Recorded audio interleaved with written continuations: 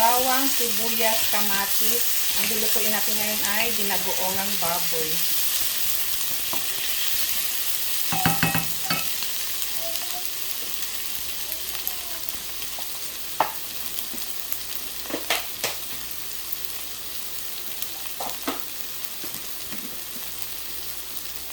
Ilalagay tayo ng isang Knorr cubes.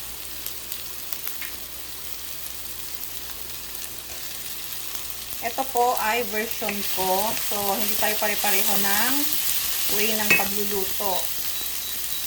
Ako naglalagay ako ng Knorr cubes. Yung iba, hindi naglalagay.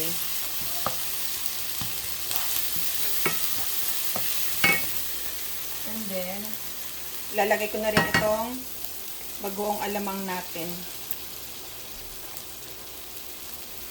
Damihan natin para malasa.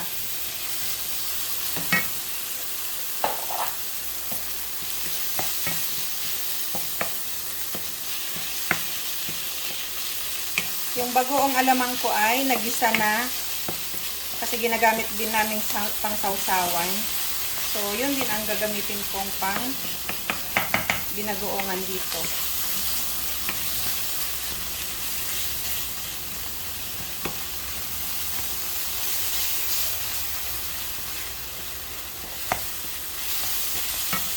Tapos, ilalagay ko na yung ating pork.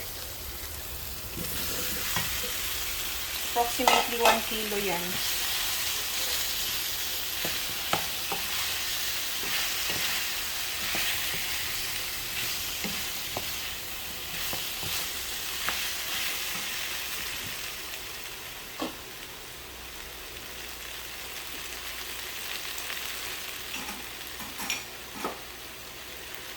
Lalagyan ko siya ng kanyang sabaw. Ito yung sabaw na pinagpakuluan, pinagpalambutan yung karne kanina.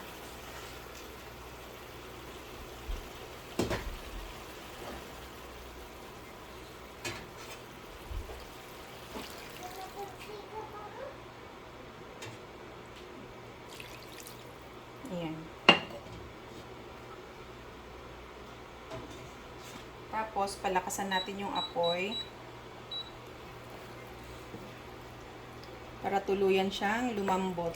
Medyo pinalambot to kanina yung karne, pero gusto ko yung malambot na malambot. So, dinagdagan ko ng marami-raming sabaw para pampalambot sa kanya. And, simmer lang natin yan hanggang sa tuluyang mag-decrease yung kanyang mag-decrease yung kanyang sabaw. At hanggang siya ay lumambot. So, babalikan natin maya-maya.